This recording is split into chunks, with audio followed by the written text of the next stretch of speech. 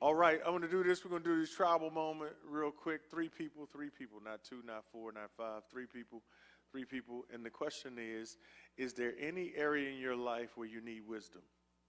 If there's an area in your life where you need wisdom, you're not sure what to do, it's not working the way you want it, it's not where you want it, and you just need wisdom. If any area in your life where you need wisdom, would you share that with someone? This tribal moment is when we talk to people around us. We have a conversation with people around us, if you're new here, and we just try to build community and relationships with each other. Amen. We're not trying to necessarily get anybody's business. We're just trying to let you know we're family and we care. And so share at least one thing, area of your life you need wisdom, and no more than three. All right? You can do it now. Three people. You got it? Perfect. Perfect. Perfect.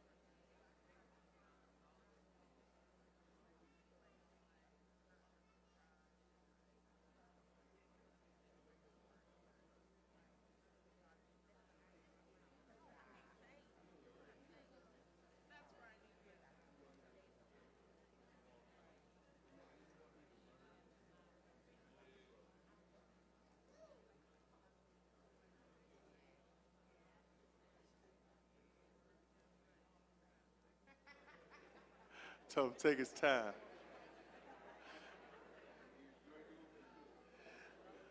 All right. Yeah.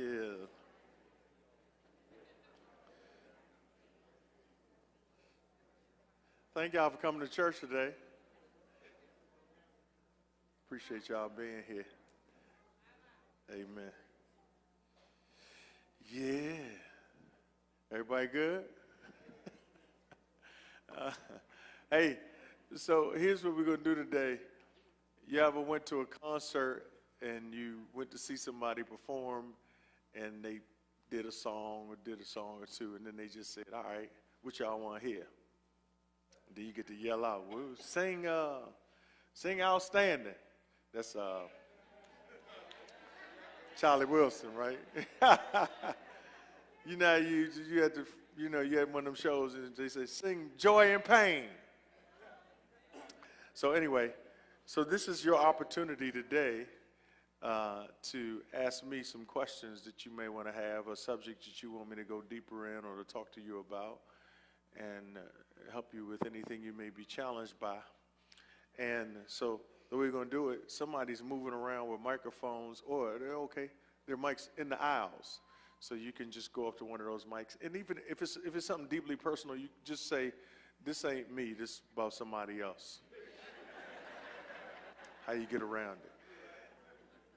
Now, the other thing is, if you don't feel comfortable, I'll just keep talking till my time's up. Because I got stuff I can just share with you. One thing I definitely want to share with you is a tool that I use to make decisions. So what I'm going to do is I'm going to talk about this tool. You can ask questions about it specifically, or you can ask about anything you want to talk about today.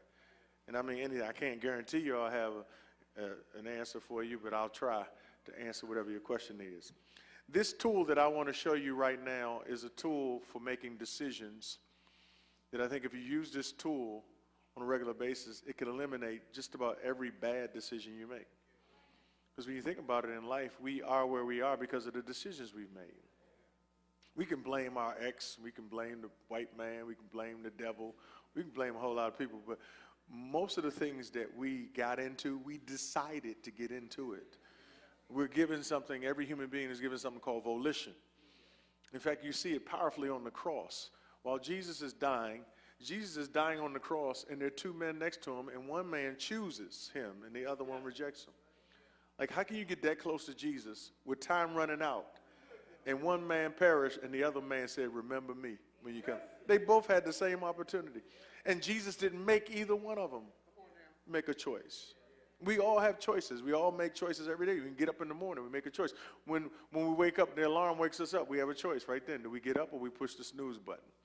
We have a choice. Do we speak to the person we slept with? Or are we going to keep silence violence going on? Or we choose what we're going to wear. We choose, make choices all the time. Which way we're going to go, Beltway, we're going to go through the city. Or, you know, we're going to call in or we're going to go in. It's like choices are being made all the time. But the thing about choices and decisions is, rarely is there a decision that we make that doesn't affect other people and other things. And so what I found is the key to making strong decisions, and I don't know where you can best see this. I'll try to write it where you can see it. The key to making strong decisions is don't start with a decision. Start with your priorities. Because some of us saying, I don't know what I should do here. Should I marry this person or should I stay single? Should I divorce this person or should I stay married? Should I take this job opportunity or should I stay where I am? Should I quit this job and start my own business? Should I go to grad school or should I start working? Should I relocate and take this other opportunity? Should I join this church or should I stay at my own? Like, there's choices all the time. But before you deal with the choice and the decision, I'm saying you first have to understand what your priorities are. And you want to list them down on a piece of paper or somewhere and just list down all your priorities. Like, what do you prioritize in your life? What do you prioritize? Who and what do you prioritize? Thank you for putting that up. Just tell me what your priorities in life. What's important to you? Or who's important to you? Let me hear it. Kids. God. Your parents. Okay, spouse. Money,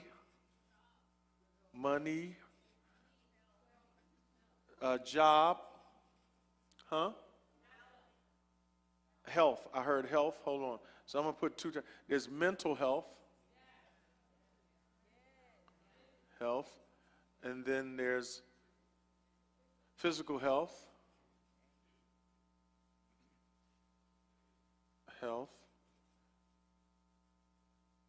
and somebody says self, so me, right? Okay, that's good. Anything else? So I got kids, parents, spouse. Somebody said bills. I'm gonna put that under, did I put money? Someone say that with money. Well, let's call one money income. And let's call this money down here expenses. Or bills, career, time, retirement. That's important. I guess that's a priority. Okay, retirement. Yeah, that's definitely. I don't forget how old I was. That's definitely. So I'm running out of space. We could put other things up there, like if you're in business for yourself, your business, your customers, your clients. You could put up there if your reputation should matter to you when you make a decision. How would this impact my reputation, my character, right? All of these are important things, right? So what you do is, before you make the decision, you have to rank these areas. How will the decision impact these areas of my life? Now, before I go to your question, do you have a decision-related question or something different?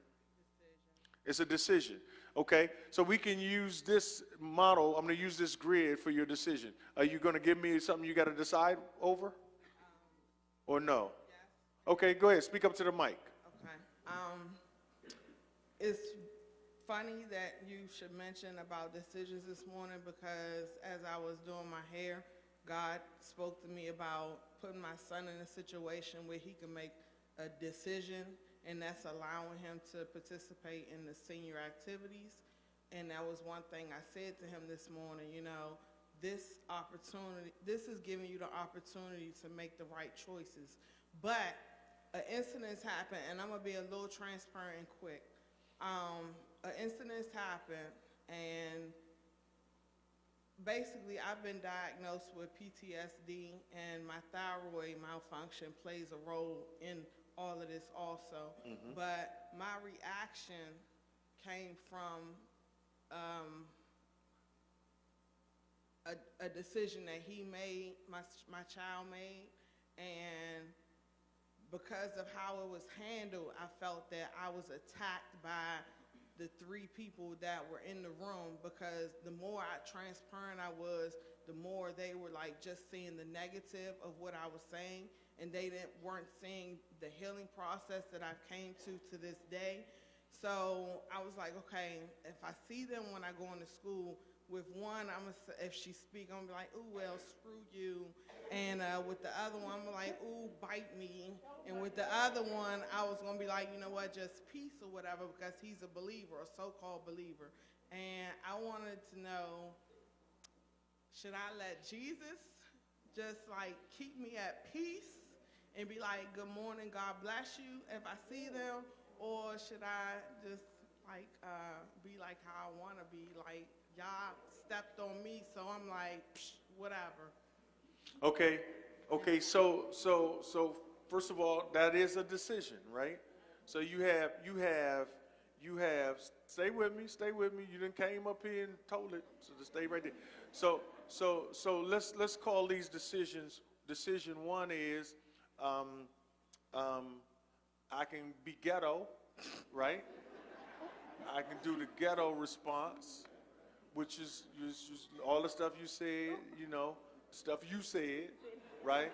Yeah. Do this to me, get out my face, forget you, all that, right? Yeah. Or then you can do maybe a more of a response like Jesus would, right? So let's call that a Christian response. So you got a GR and a CR, a ghetto response, and you know that you had a potential for both, right?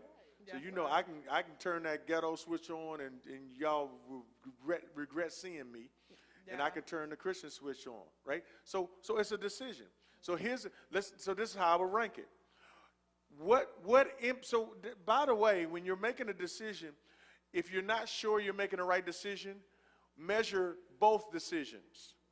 What would happen? What would impact my priorities if I do it this way? What would impact my priorities if I do it that way? That's why this is a great example. So if I go ghetto when I go to the school, what impact will it have on my kids?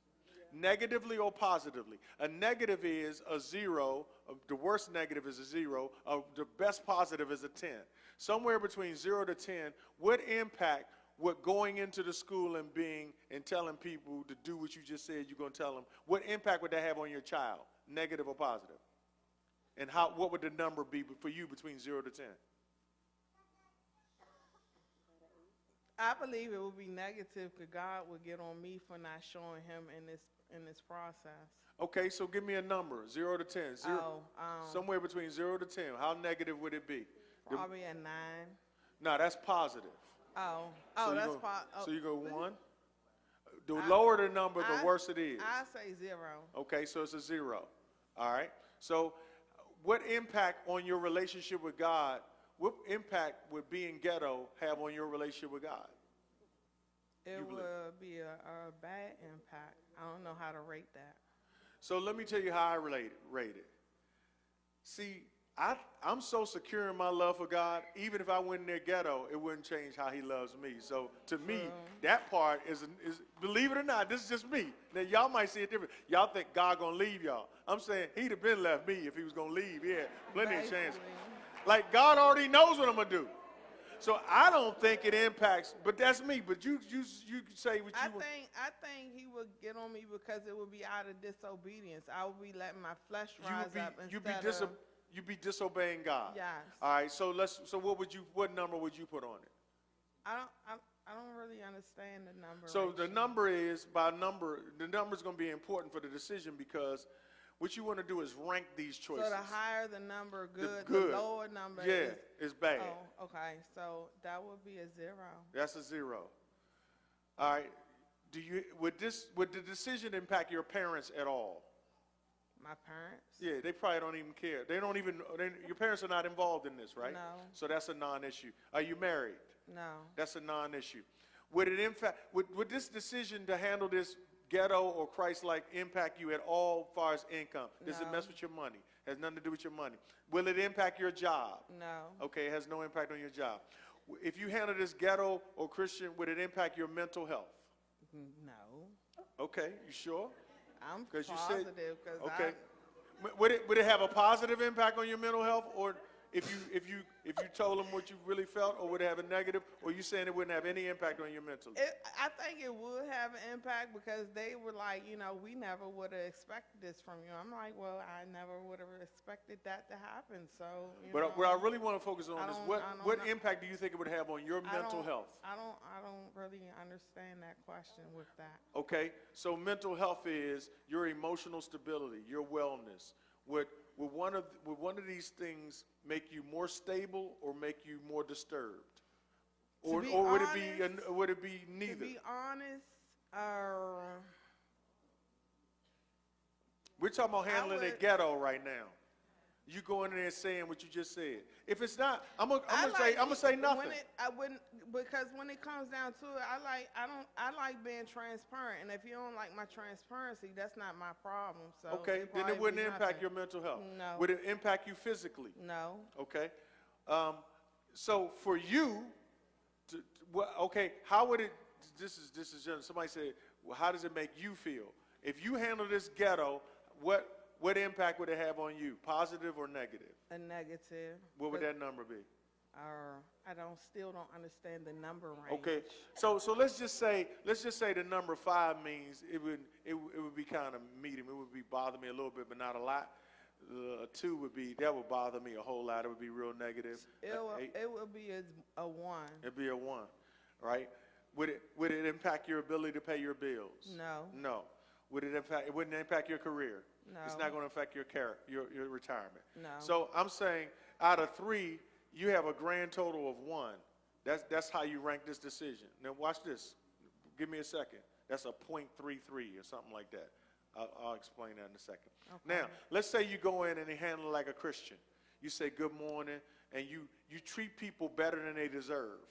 You treat them like with the love of Jesus. Like you got to get prayed up and say, okay, God, I'm going into these people who've hurt me, who've disappointed me, who mistreated me, and I'm going in there like you was, because you laid down your life for people that didn't even like you, people spitting on you. So now I'm going in and I'm going to be like Jesus. I'm going to be your representation. Good morning. How y'all doing? Have a nice day.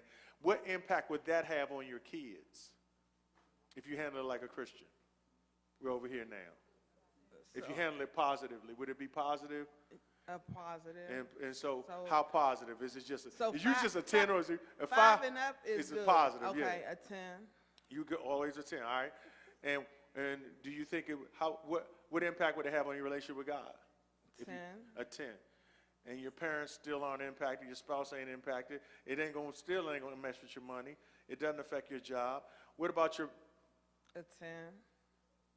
well it can't Well, I say a 10 because I know that I was obedient. you know you was obedient, right? So this only impacts you in 3 areas of priority. It impacts how you feel, how God feels, and how your kids feel. And I'm saying this is a 30 over here, which you divided by these 3 numbers, this is a 10. That's your decision. Okay. See, it doesn't matter how you feel. Watch this. No, don't say it doesn't matter how you feel. I feel like going there and telling them, cussing them out. I feel like going there and telling them how I feel. Well, yeah, until you go through this and you realize that makes no sense. That's dumb. That's ignorant. That's going to have consequences on my relationship with God. It's going to make me feel bad. It's going to make my kids feel bad. But if I do this, it's all positive. What I want is, see, what doing this does, it helps you to make decisions that are not selfish. It Okay. takes other things into consideration. Because, see, there's a part of you that really wants to do it. If this was just about you and letting people, what's your name? Victorious. If this is people letting people know, let me tell you about Victoria. Y'all going to remember me forever. Victorious. Victorious. Yes, sir. Look at how she corrected me. I'm going to let y'all know something about Victorious. This is the last time y'all will ever disrespect me and misinterpret how I'm trying to tell y'all that I'm healed, and y'all think something's still wrong with me, and y'all going to put me in some box and judge me. I'm going to tell you, I'll be the last thing. See, that's all you.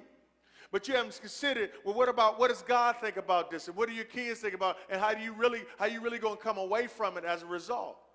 This is what helps make solid decisions. That's why even if you're having second thoughts, you come back to this. As you drive into the school, you pull up in the parking lot, you think about doing it again, and you come back to your list and say, that's a .33. That's a terrible, that's zeros, right? That's not going to give me the results I want. It'll give me a good feeling because I got something out. I got to release my anger, but it won't give me the results I want, right? And then if I do it this way, I get the results I want, and I might even be able to tell them, by the way, I don't want to, I just wanted to tell y'all, with all due respect, that it was a little hurtful how y'all handled me last time. I've forgiven y'all, but I just want you to know, just for the future, because somebody else might come in and share that, and y'all, I don't think that's the way you handle me. You know what I'm saying? And you I ain't got to actually fight. sent the principal an email letting her know how her staff dealt with me. So it was a nice email, but I let her know that I felt, I let her know how I felt about not dealing with her personally about the situation. Yeah, So. and by the way, I'm not judging you, because here's the deal. You came up and you said what most people aren't comfortable saying in church, but we think stuff like that, right? And so what we have to do is, we may not use the same terms, but we always, we got ways that we get at people who hurt us. And I'm saying, I thank you for this example. But what part of it don't you understand? Let me see if I can explain it better. When you take your priorities and you look at what really matters at the end of the day, my kids, my relationship with God, my mental health, my finance, it ain't gonna mess with see, you can make some decisions, it ain't gonna mess with my money. It ain't gonna mess my money up, I might do it, right? But when I look at the score, I'm like, this has gotta be the right decision. It ain't even close. To be honest, God would be number one. Right, it doesn't matter what order you have it in. Because whether I please him or displease him affects all of that. I agree. The repercussions could come, okay, well, you know what? You wasn't obedient with your response here, so I'm going to take this from you. Or you wasn't right with this, so you're not ready for this. And that's actually how I parent my children when I'm like, okay, when you do something, okay, you're showing me you're not ready for this. And that's how I see God deals with me, so. Then that would be another consequence of making the wrong decision here. Okay. All right, thank you. Thank you. Anybody else? So for me, I rarely rank anything a 10. I don't know why I don't do that. Most stuff I might give an 8 or something. To me, a 7 is a solid decision. If I tally stuff up and I say, when I finish these numbers, when I do the math on it, it's a 7, that's usually a solid decision for me. Now, but I always try to do both. And you can decide on things like, do I take a career or you need to decide on like what she did, like what Victorious did. Sometimes you need to go through a grid like this, a priority grid about a bad decision. Should I cuss somebody out? Should I ignore should I treat somebody wrong or whatever? Should I leave my family? Now, is anybody thinking about leaving their families because they're unhappy? Well, one of the things that may happen if you leave your family, you might be happy. If I leave my family and go with this person, I'll be happy. Okay? So if that's the only decision marker, if that's the only priority you're measuring by, then you made a good decision. But what about your kids? What about God? What about your family? What about your reputation? What about your finances? See, people don't calculate all those things because women especially experience a 27% drop-off in the quality of their life when they go through a divorce. That's a significant cost. Court costs, attorney costs, child support, alimony, all that kind of stuff. Like you start adding that all up and you say, well, maybe this ain't a smart decision. Maybe I need to think about how to make this work. I'm saying you should measure all, and then what would it cost if I stay? What impact would be on my staying? Every decision deserves you to look at both ways. and look at all of the priorities that are impacted by it. And so for me, if it's close, let's just say it's a toss-up, like it's really close what I should do, I'll look at, see, everything up here is not equal. Like my money is not as important as my kids, right? Or my parents are not as important as my spouse. So if something would make my mother happy and my wife mad, then my mother got to lose. I said if something would make my mother happy and my wife mad, it sounded like that didn't go over well. All the wives said amen, but somebody's just really struggled with that. That's my mother. I'm saying you gotta decide what's most important to you. The Bible says a man's supposed to leave his father and mother and cleave to his wife and become one with her. Like your mother's not your wife.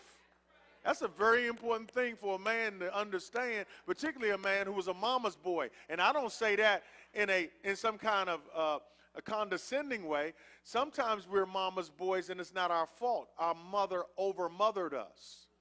She was the one that always pulled us off the team when we wasn't getting playing time. She was the one that walked into school and say, it ain't my child, it's y'all, the way y'all teach. And so he was never responsible for anything. She still pays his cell phone bill. She takes the trash out for him. If he don't make up the bed, she'll make the bed up so his father won't beat him. She's always jumping in for him.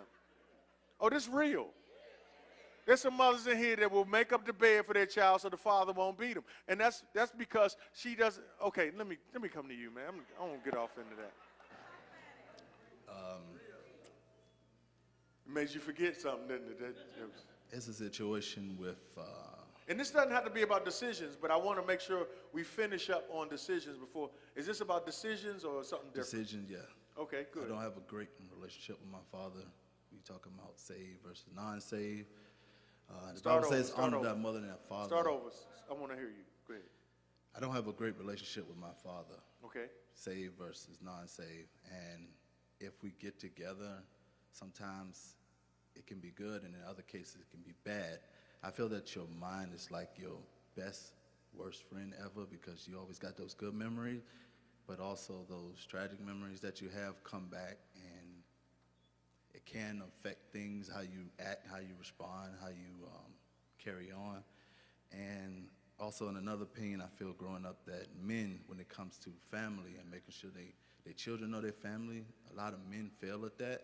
And I don't want to be like that now that I'm a father, but the relationship is kind of flawed. And how do you be respectful and honor your parents and also keep a distance because you know that it's not a good place for you? I'm just like battling with that right now. Yeah.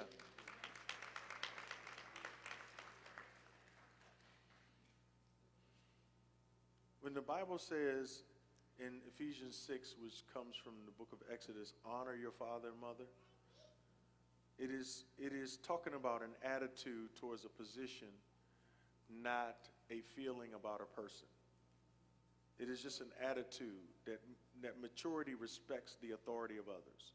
So I honor the people who by biology or adoption or whatever are in the place of authority over my life. It's just I honor the position. You can honor a position that a person holds even if they're not good at it.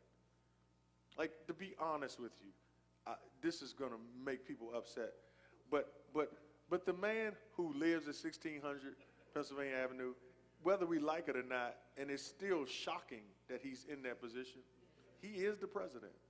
Now, I know people saying that ain't my president. Well, if you live here, he is. That's what he is. So, as hard as he is to respect, his position is one of respect. He's in a position to be respected. But that does not mean that respect demands proximity, because influence comes in proximity. I can respect you from a distance, right? And so I need to be careful about proximity because you pick up things from people when you're around them. Like last night when I was here, I ran into somebody I hadn't seen in years, and when I left, his smell was still on me. Like, old men wear some Old Spice or something. The thing was all in my coat and everything. It was like, I could say his name when I went home. Because when you're in close proximity to people, whatever's on them gets on you. He smokes. So you have to be That's careful another thing. about getting the wrong thing on you. But it doesn't mean you don't respect them, right? So I haven't been, for years I wasn't close to my father because what he was doing wasn't going to, in fact, he didn't even want me to be close to him because of what he was doing. So I don't think you have to feel guilty about not wanting to be around him. It doesn't mean you don't respect him. You just need to be around other men who can show you how to father. I think that's where you get it from. You get it from, God's never going to be without a witness. God will always give us what we need. It may not come in the package we want it in or where we were looking, expecting it or hoping it would come from. So we have this daddy hurt because it's not our daddy. But if he places fathers in our path who become like fathers, then we still can get what we need to do the job that he's given us to do. Does that make sense? I was listening to a sermon years ago, and T.D. Jakes was speaking, and he said that not only does a child need his father, but a man needs his father as well. So how do you deal with that when you save and one is not? Yeah, I think a man needs a father. A father.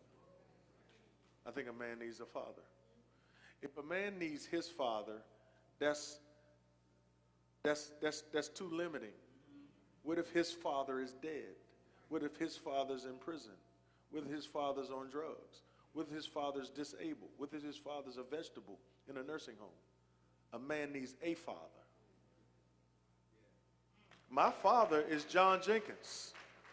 It's been that way for years. He's not my biological father, but nobody has more masculine influence on my life than him. And I don't look nothing like him. I couldn't pass for his child. Yeah, that's what I would say. A man can want his father, but he needs a father. You need somebody that you get masculine. And when I say masculine, I don't mean like macho-ness, where you get masculine impartation from. Like I watched him take care of his family and watched him take care of his wife, and I talked to him about stuff that I didn't know. Like I've actually lived in a house where my parents been married 5 times between them. Me and my brother don't have the blueprint for a marriage. You got to get that somewhere else. You follow me? And if you are lacking in the area of fathering, you just need some examples. And I would start looking around the church at fathers you admire. Chris Moore was a man that I admired as a husband. I looked at his marriage, and I was like, wow, they got a great marriage. And so I would just hang around them. Like, can we go out with y'all? Can we spend time with y'all? Proximity brings impact. You get in environments with people. But you gotta push into those spaces. Like, hey, can I hang out with you? Can I just ride with you somewhere? Can I ask you a question? You gotta make yourself available. I'll drive Pastor Jenkins around. Drive him. Can I ride with you? That's how I became the chaplain of the Wizards. I just rode to a game with him, and he took me in the chapel, and I was like, I can do this. And he was too busy to do it. So, yeah. Is that helpful? Anybody got another question about decisions before we move on? Anything about decisions that's not clear? The thing is, as much as you can use this tool, and here's the thing, let's say you make a decision, you run through this, and you say, man, I know how it's going to impact my reputation, how it's going to impact my character, what it's going to do about my retirement. Is this a good retirement decision? Is this a wise financial decision? I weighed it out, and I think this is a solid decision. Then you start having doubts. Go back to it. Sometimes you got to go back to, this is why I made a decision. I know it was the right decision. I'm good with this decision. I'm cool with it. You go back to it. All right? Anybody else? Any question about any other thing? Nothing? Y'all good? Okay, because I was going to go into something else. Okay, come on, bro. I don't know why y'all acting shy. In the tribal moment, it was odd. We both kind of had the same issue. Are there any tools or anything like that that you would recommend for somebody who is having issues with discipline in the area of productivity? So, I know for me personally, I experience, seasons where I'm extremely productive, consistently productive, and then I go through seasons where it's like I have to force myself to get stuff done. I look at my to-do list and I'm like, ah. So do you have any tools or suggestions for somebody who is trying to create some kind of consistency, with their level of productivity? So I think a list is good. I don't think a list is bad. I just think what's on the list is important. Like,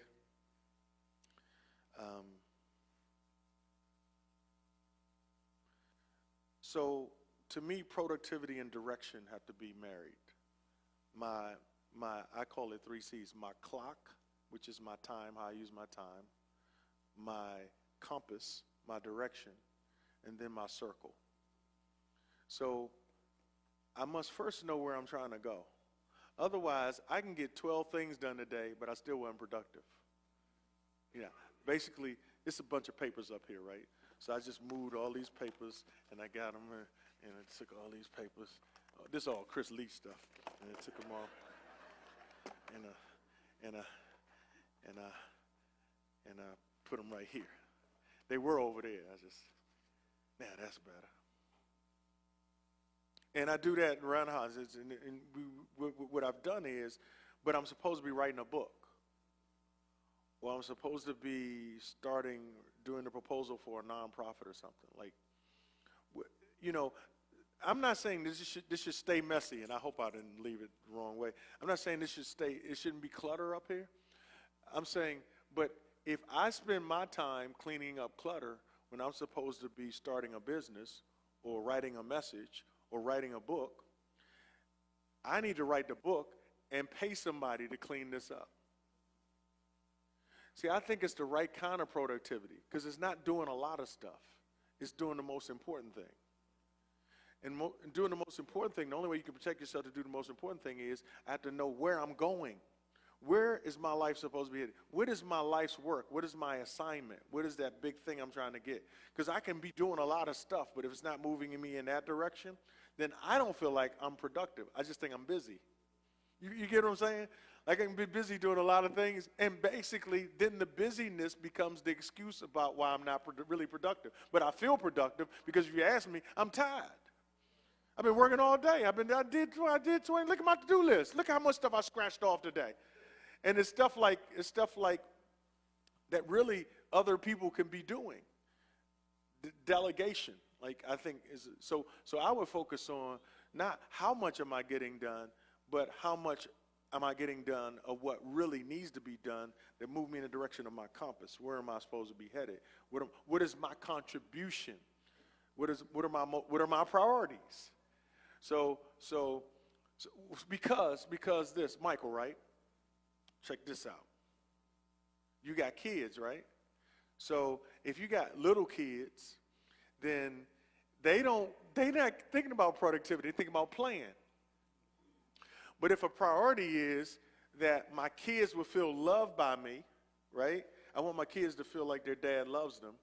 Kids spell love T-I-M-E. And they feel love when we get down on the floor and play meaningless games with them. That's not productive. Because what we want to do is do emails and handle our business and all that stuff. But if I spend 2 hours on the floor playing a game that really doesn't make sense, and then we got to keep running it back, because what the kid, let's do it again. One more time, Daddy. And I'm saying, when you do that for 2 hours, you feel like you didn't get anything done. And I'm saying you got everything done. That matters. So I think we have to get a new view of what productivity is, because what it does is it shrinks the list of what matters.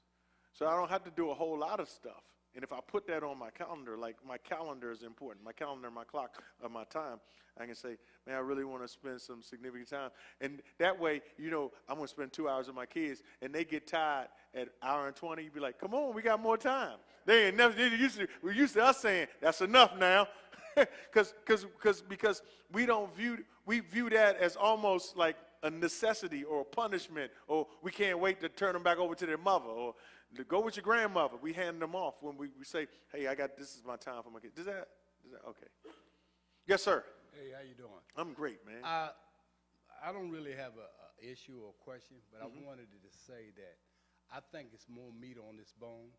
And the reason I say that is because I think that this message is more reflective and contemplative message. I think that, like the young lady that got up and bared her soul and said what was on her mind, I think there's a whole lot of people that's probably seated here that's going over these things and figuring them out and how they can apply them to their lives. Yeah.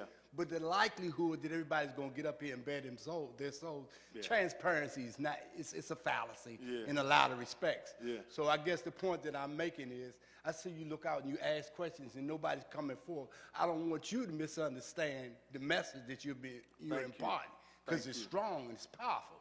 You know what I mean? But like I said, I think probably more now, everybody's like in the contemplative phase, like, wow. Nobody wants to get up here. Yeah. You know what I mean? We say it, you know, so I guess that's the only point that I wanted to make. No, I appreciate it. I appreciate it.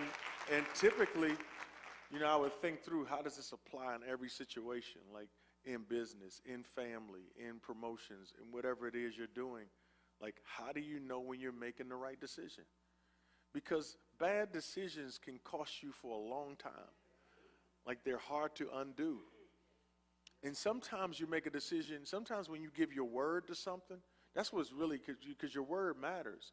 Sometimes you make a promise to something. You ever committed to something and be like, I don't know why I told them I was going to be able to do that, and I'm going, the whole time, and we got to drive all the way down to North Carolina and back, and that's 7 miles, and, you know, with traffic, and I got stuff I got to get done. And sometimes we make a commitment with our mouth without really running it through a grid. Like, okay, before we say yes to that, what are the consequences of saying no? What are the costs and benefits of saying no? What are the costs and benefits of saying yes?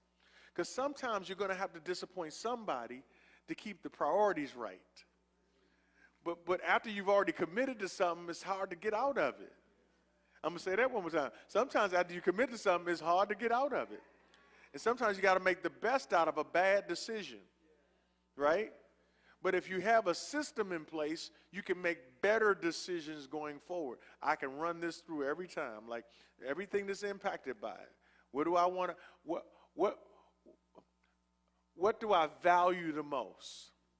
Every decision should be based on values. Now, I don't mean like what color you're going to wear. That's not going to impact your relationship with God. It's not going to impact your reputation. What you have on, how much of you is showing could impact those things. But generally speaking, what you want to do is make sure this is a part of your system in which you make decisions. Anybody else got something you're wrestling with, or something a friend's wrestling with, or some question or comment you have? There they go. They're popping up. You got them. You got them. Come on, stand up so I know how many people, because at some point Pastor Darrell will let us know when we got coming to the end. So I guess mine really isn't a decision, but I'm struggling in my marriage. Having my father die when I was 1, after I got married and I had a daughter. You did what when you were 1? My father passed away when I was 1. Okay. And I have a daughter. I'm married 20-something years, and it seemed like I'm still struggling with expecting my husband to do things that I would have expected a father to do.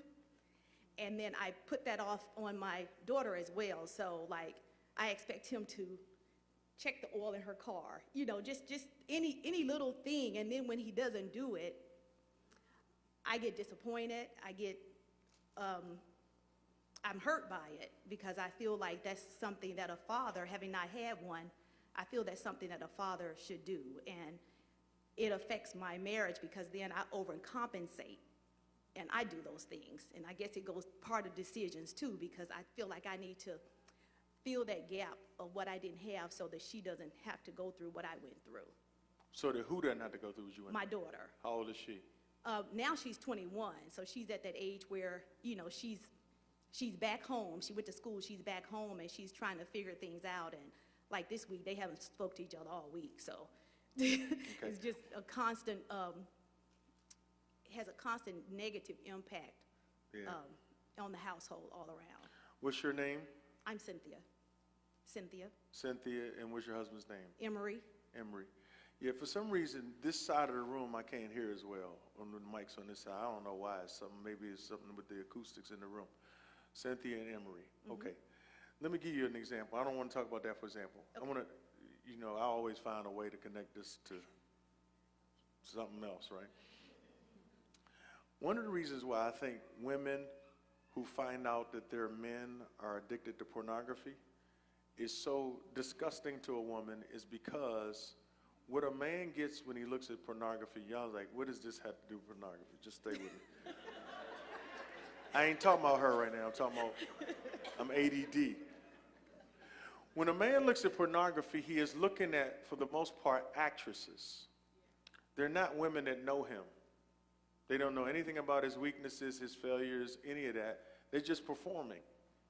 Amen? And basically, they do whatever he wants them to do. They're machines. They never get tired. The video always is the same, right? She doesn't have a job. She doesn't work anywhere. She's always available. At 1 a.m., at 3 a.m., at 4 a.m., at 2 in the afternoon, 12 o'clock. She's always there performing, right? Well, that's not fair when he expects you to perform like that, right? Because he's comparing you to something that ain't even real. And I'm saying, for all these years, you've been comparing Emery to somebody that ain't even real. It's true. Your father died when you were 1 year old. You don't know whether he would have changed your tires or changed your oil or not. And you're comparing him to somebody that ain't even real. How can he measure up to that?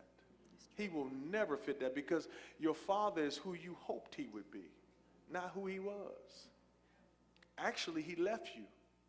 He didn't do it on purpose, but there's a hurt that he's not there. So now you get to create an image of what the ideal father is, which you never had. And now your husband is trying to measure up to somebody that doesn't have a wife, doesn't have a daughter to disappoint. That's a heck of a lot of pressure on a man, his whole marriage, to try to live up to somebody that's dead. And dead people are always idols. Dead people are always heroes. I have never been to a funeral and people didn't have something great to say about the worst person in the world. They all go to heaven. Have you ever seen anybody go to hell? Everybody that die go to heaven. It could be the worst gangster ever. Like, you know, Sam had his own relationship with God. You know, him and God he wasn't no church goer, but he probably up there with God right now. Got people rolling dice and got people playing spades. People who die become idols. And it's not fair, first of all. So he is who he is. He's the man you loved. Forgive him. Ask him to forgive you for comparing him to a man that's not even real. A man that never got to really prove his brokenness. You never got to see your father let you down, not show up, disrespect your mother, or do stuff that men do, like mess up, be unfaithful. You never got to see any of that. He's perfect. Your husband's real. He's a human. That's one. When you have a spouse who doesn't do things like you want them to, that's who you're married to. So what you learn to do is you either get somebody else to do it and you pay for these services, or you learn to do it yourself. But you don't want to have a bitterness towards somebody who may never become what you're expecting them to be, which is not in the rule book. It's not in the marriage covenant book. Like, you got to change the oil in my car. If my wife ever expected that from me, like the time it would take me to change the oil on a car is the time we could have bought a new car. All handymen make money on me. These hands are for praying. They ain't for, I can't do nothing. I can't do nothing. But if you condemn me for what I don't do with these hands, you can't appreciate me for what I can do with them. I don't know what it's like to be compared to a dead person. That's tough. That's tough. Thank you. Let him go. Release him. Release him God be the glory. from that expectation. Thank you. All right? Yes. Are we rolling now?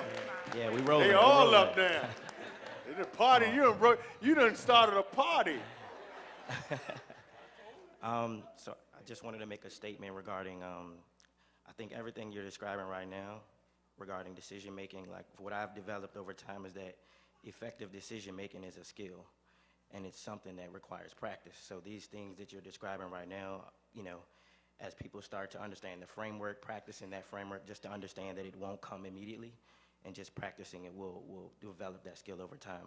So the statement I wanted to make was regarding millennials. I do feel, you know, a lot of my colleagues in the corporate arena who are young feel like they have to make difficult decisions in the corporate arena, whether it be related to their culture or their spirituality, you know, as it pertains to working with coworkers, dealing with their bosses, et cetera, and things that they feel like they have to suppress and not talk about, or for whatever reason, you know, ignore and act like doesn't exist when they're in the, you know, corporate world. So I'm just curious on your thoughts regarding how to handle those types of situations, especially where there's a lot of people who don't actually have mentors to kind of help them develop those things over time. Yeah, so thank you for your comment, and I would say that because you're a millennial, you feel it from that space, but that's a corporate culture. Yeah. If you're in your 50s, you still can't say whatever you want to say. Like, I think keeping it real, it sounds good, but it can also have you unemployed. Yeah. It can, you know. The Bible says the fool speaks his whole mind. Like there is a wisdom in withholding things and saying it at the wrong time. So let's talk about Nipsey Hussle, right? So to me, as great as he was and as great a contribution he was making into his community, what he allegedly said to the man repeatedly and told him to get away from him was probably true. But if you call a man who all he knows is the streets, if you call him a snitch and you take his environment from him, now you have to expect him to handle that like a mature adult and be able to walk around with a snitch tag on you. Mm-hmm. And Nipsey said you can't even walk around here. I'm just saying, to me, that's when keeping it real puts you at risk. Because now somebody's going to get hurt. You follow what I'm saying? Sometimes we keep it real, but we don't keep the consequences in view. So do I tell a man he's a snitch? Let's think about my kids.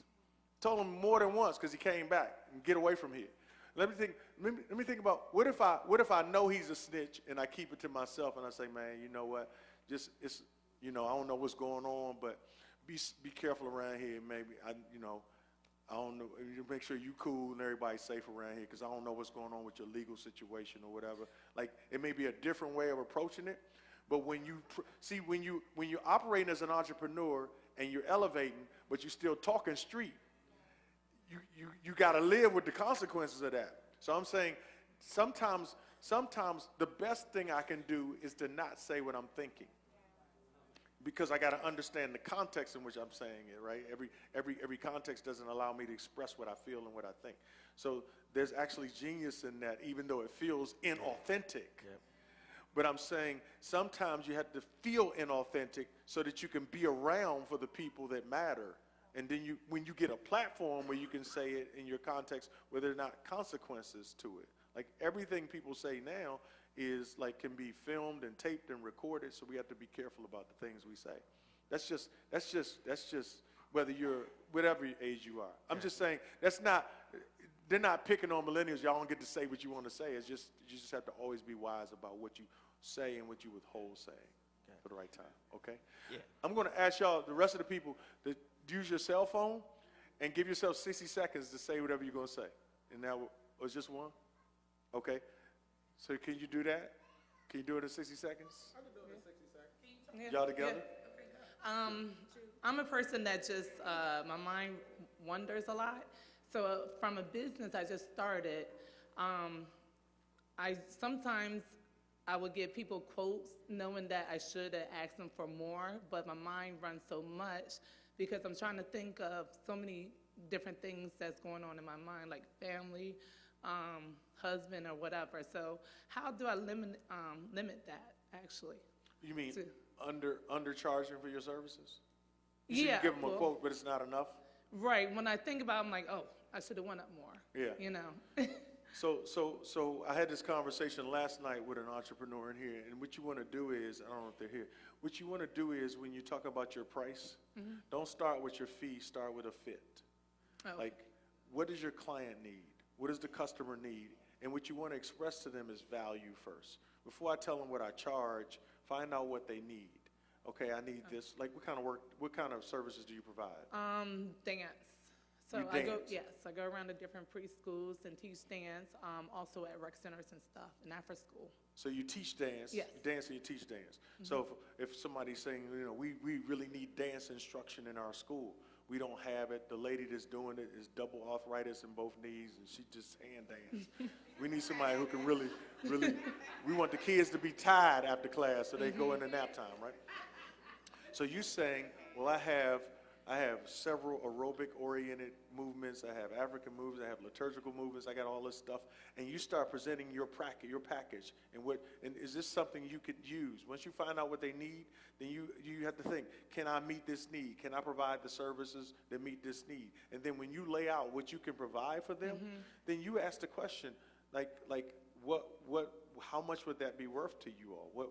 Oh man, they look at each, this is what we wanted. This is what we wish we could hire you full time, right? Right. Then okay, fine. You're not going to have to hire me full time because I don't have the time to do that. But now I know because you've given value. A lot of times we get lowball on a price because we haven't really had a value conversation. Right. But once you've had a value conversation of what you provide, then you already know and they know what you're going to bring to the table. Then the number is really below where it's supposed to be because you had a conversation. Right. Try not to start with the fee. Try to start with a conversation that meets the client's need, that brings your value to the table. Okay. And then you let them say, and usually they say, this is worth $1 million. Well, it won't cost you $1 million, but it's going to cost you 10 grand. Because I try to come back to them, like especially if I'm in the middle of driving or something. I'm like, I'm gonna send you an email with the information, and then I sometimes see what they want, and then come back with a price depending on what it is. They'll come back to you with a price, or I you'll will come back with a come price? to them with a price, but then sometimes they were like, "Oh, can you honor this rate?" Can they you would- what? So say if I charge $100, Yeah. they say, "Well, can you charge us $80?" You know, they come back with a Right, a and I'm different saying don't start with what you charge. Don't have the first. Some people say, some people are going to come to you and say, hey, we want your dance services, we want you to teach dance, what do you charge? And I'm saying don't answer that question. Okay. Let's have a conversation about what you need. Okay, Because your need and my services will drive the cost. right. Where we get messed up is we have a standard fee. We know what number we want to get. That Yeah. that number may drop sometimes because of how simple the job is. Right. But you got a number out there that's running people away, or a number out there that's too low. Yeah. You got to find out what they want. Okay. All right. That's Pastor Darrell said that's the last one? Okay, Kevin, you overruling your pastor? Okay. Yeah. Just so you'll know, just so we'll know who it was. All Yes, right, ma'am. I'll make it quick. So I just started a new job at Amazon. I'm actually an area manager. Congratulations. Thank you. And I graduated from Morgan State about a year ago.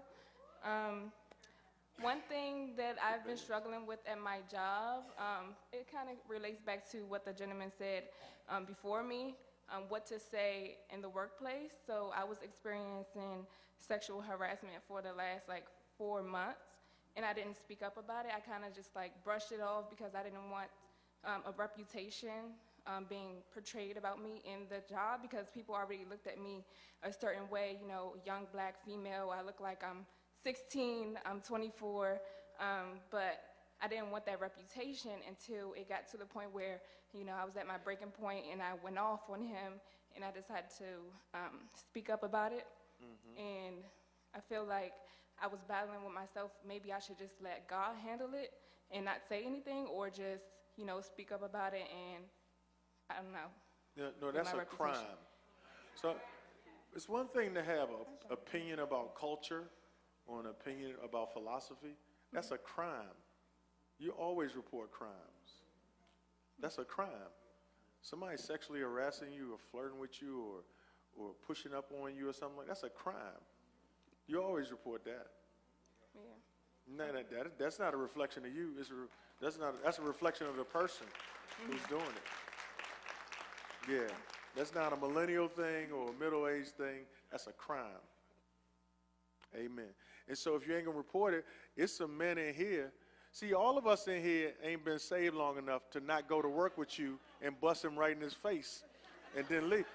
It's some brothers in here that will go right to your job with Bibles.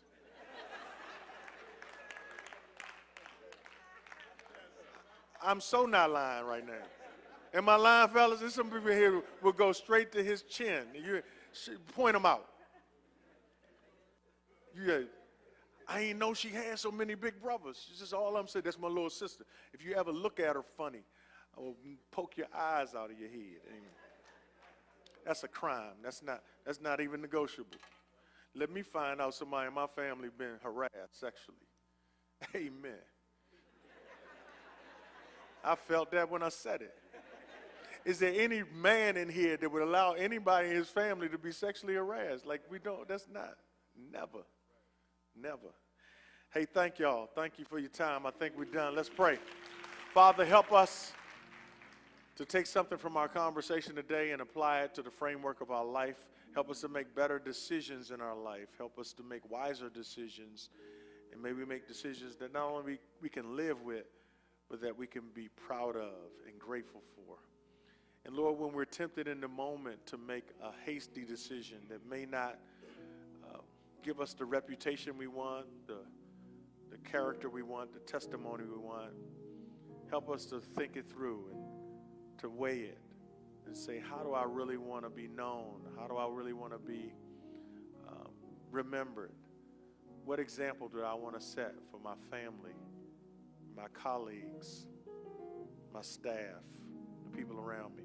Help us to make decisions that aren't just what we want to do, but that has the best interest of things that we value, the people and things we value. And we thank you for that in Jesus' name. Amen. Amen. Wow.